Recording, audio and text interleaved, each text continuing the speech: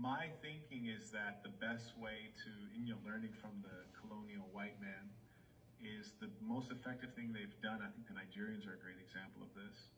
Is when you colonize, you open up schools, and of course, you open up churches as well. If you can't get them with the church, then you get them with the public schooling system.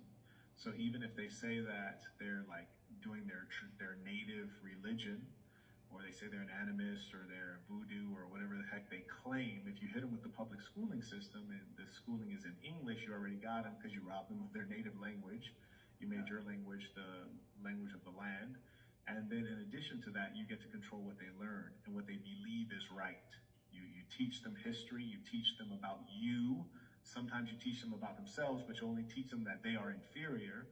And so it's through the educational system that you actually meld them together. So when you have a creation such as what you might call Sudan or what you might call Ethiopia or what you might call South Africa, this identity, which is a falsehood, was largely born in the classrooms, teaching you that you're South African, when in actual fact, this person's Zulu, that person's Xhosa, and that person's, everyone's actually quite different, but you fooled everyone through the educational system.